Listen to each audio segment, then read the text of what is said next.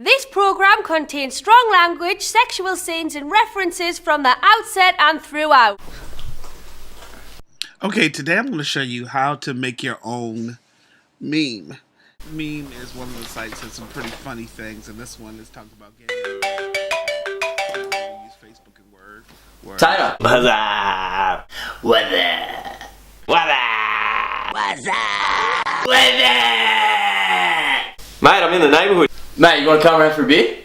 Yeah, beauty, I'll head over. Facebook and Word, so you can add your own The boys are going to love this. do your own little quick meme. Hey, what's going on, Taylor? Yeah. Just watching porn. Yeah, right. Take a seat. There you go, mate. Have a beer. Cheers. Cheers, mate. How's the week been, mate? Mate, pretty cruisy.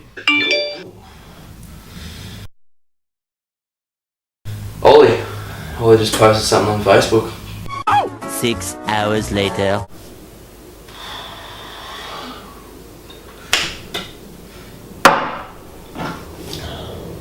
Alright, I'm back. Sorry. What do you say? Train hard, get back to the club, and the sun back calm down on your missus. Fair enough. Mate, is there anything else apart from this shit on TV? See what's on Fox Footy. Surprised us all with a 5-goal first quarter. Cox to Kerr. Runner up in the Brownlow brilliantly to Fletcher and Judd. Mate, that number 12 is getting towed up by Juddy. 12. That's false. What do you mean that's false? Like, false, our coach. The Bats coach, our coach. Yeah, played for the Swans. Well, this is where they're so good. They're fantastic at the throw-ins. I thought he played rugby for New Zealand. New Zealand? Why do you think that? Well, he's a Maori. Maori? He's from Adelaide. Why do you think he's Maori? He's pretty tanned. Yeah, I think that's fake. Gets it done every Thursday, that's why we're training on Wednesdays. Back himself, couple of bounces, and put that ball. I don't know, what about his name? Fozdiki, it just sounds Maori to me. Fozdiki. Mate, it's Fosdyke. Schneider it is, can run in and he loves these, and he puts it away. He's got a whole entire Maori tribal tattoo sleeve on his arm. Yeah. Alright, maybe he is Maori. He's a Maori. Fosdyke's had a wonderful afternoon. Wow. Nick Fozdiki playing for the Swans, eh? Fosdyke. I can't believe it. One last roll of the dice for the Eagles! Leo Barry, you star! I've got so many questions. Let's go and ask him. G'day, Nick. Thanks for coming down. How are you, buddy? Thanks, Nick. Smithy. Appreciate your How are time. ya? Thanks for having me. Hey, did Mike Sheen ever try and call you up in your playing days to do an open mic interview?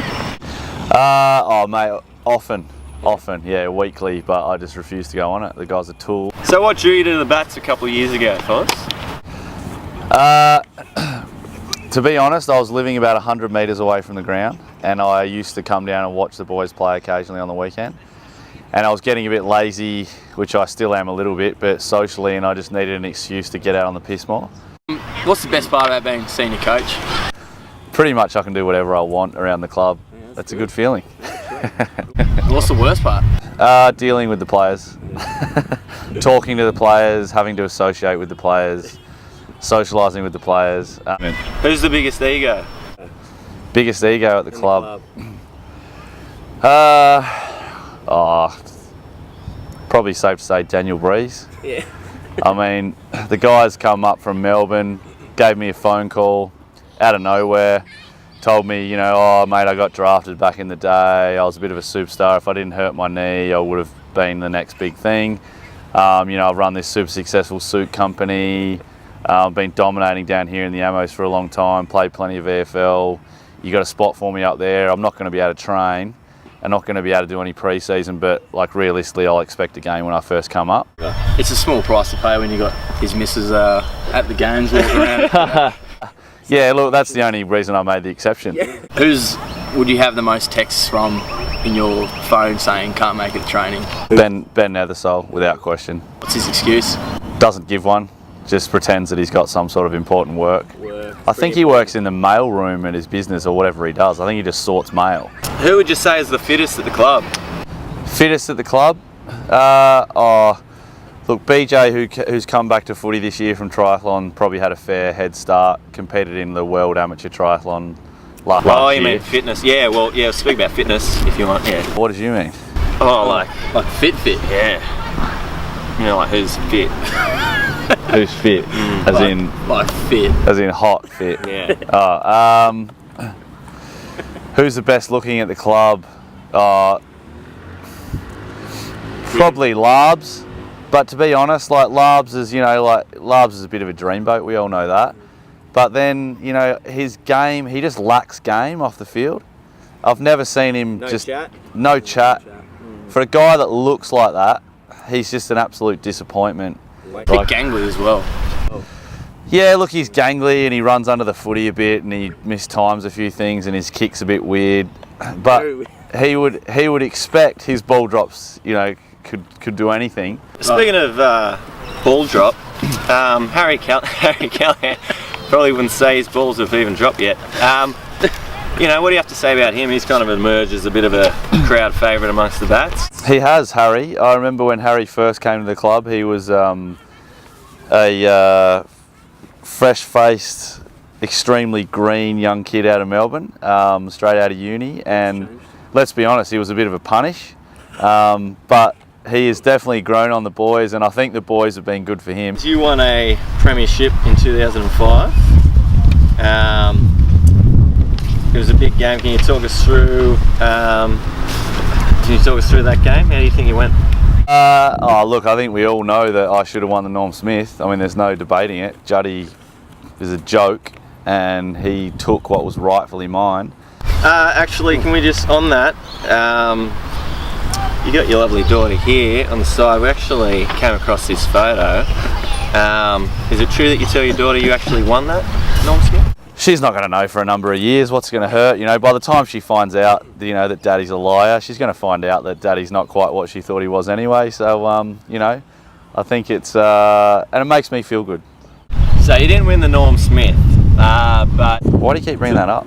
Why do you keep talking about it, mate? Mate, well, we're going to go to something positive. 2 weeks earlier. Are you saying I'm nothing because of that? I don't have a Norm Smith.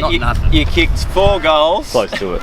In the final term against Geelong in the semi-final to progress through. So that's pretty impressive. That was Nick Davis, mate.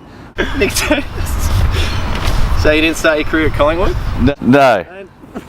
No, mate. I didn't. NFL, kicking, nothing? Didn't want to, mate. Are you doing this research? Well, next question. Who's your favourite Nethersole? Look, to be honest, I just put up with both of them. Early in the week on Facebook you joked, you said that Breezy is your 7th favourite player at the club. Can you give us your top 7 in order? Yeah, top 7. I don't like that many of the players, to be honest. So your career came, just quickly back to your career, came to an end in 2008. What brought that about? If I had a year to go on my contract and thought, it's time to let one of the young blokes have a go. And no one likes it when old blokes hang around for too long, past their use-by date. So I thought the right thing to do was to go to Europe for a year. Mate, that's very admirable. What then do you have to say to old, slow, injured players like Daniel Breeze? I mean, hopefully at the end of the season he's gone, because we all know that there's nothing worse than one of those big, sort of semi-overweight full forwards who can't run and can't bend down anymore, and it's all about me.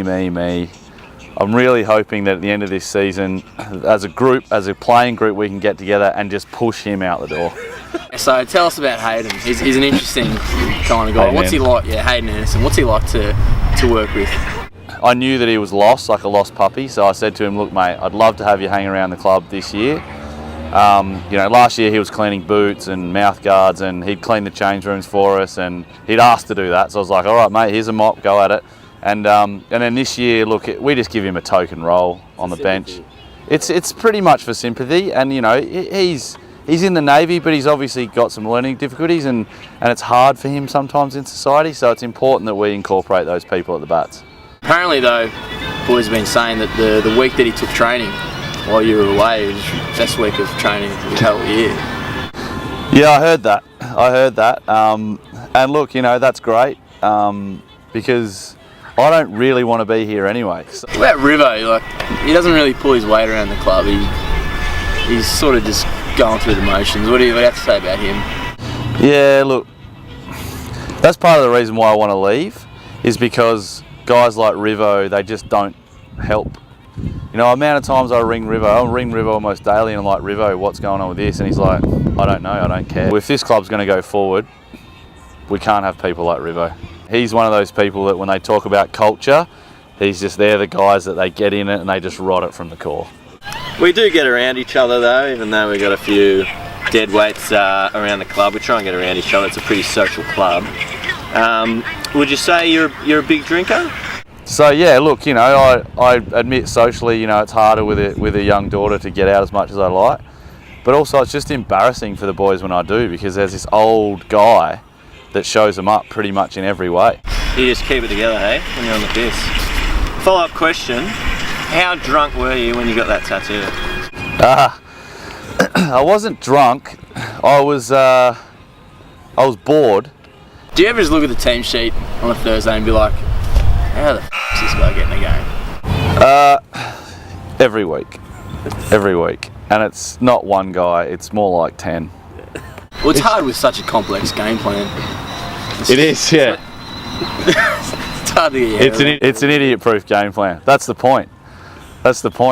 When you've got a low IQ, like sort of average across the team, it's just keep it simple, boys. Keep it simple. Kick it long. Kick it long and pick up your man. Who's the biggest pest at the club?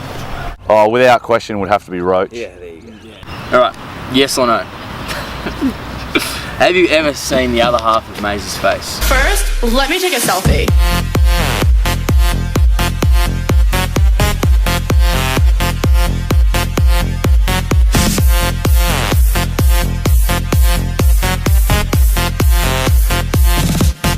No. Kerber looks good with an earring. I want to say yes. Is it true that you told Bader that he needed to lose weight? Numerous occasions, yes. Did you also tell him to get rid of the red hair? I did before I realised the whole genetics thing and realised that he couldn't. And then I still told him to get rid of it. Do you read every word of Ollie Breck's Facebook posts? I look forward to Ollie Breck's Facebook post like a pin in the eye. Yes or no, Chris Judd owes you an apology?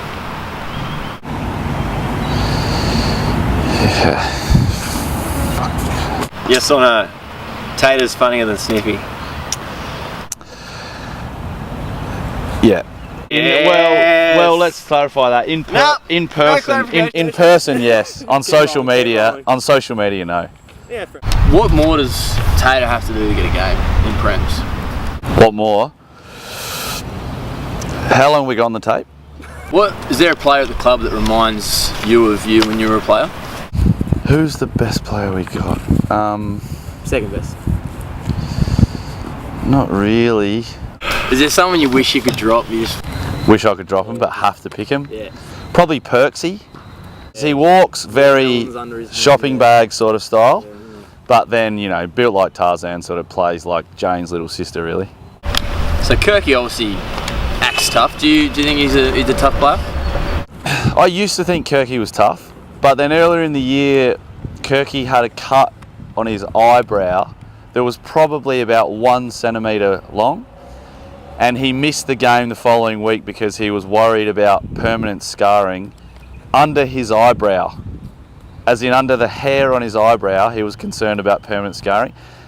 And right there I knew that Kirky was just the biggest pretty boy we've got.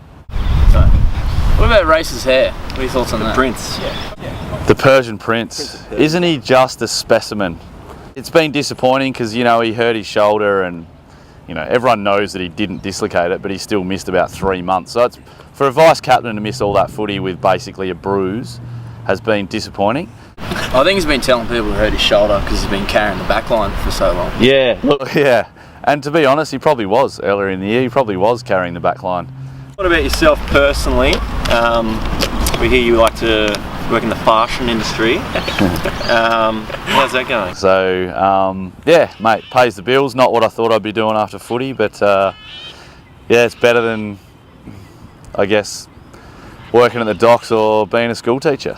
No, look, in all seriousness, yeah, look, I've got more out. You know, the Bats has just been amazing. I knew it was a great club, obviously, when I first met a few of the guys, and you know, used to meet a lot of the guys out on the cans around Paddo, and we spoke about, you know, getting involved with the club. A lot of the boys, grand final days, a lot of Bats boys used to get on the cans with them, and they would say, you know, come down the club, and it finally became an option to do so. And yeah, it's been amazing 2 years. Love all the boys.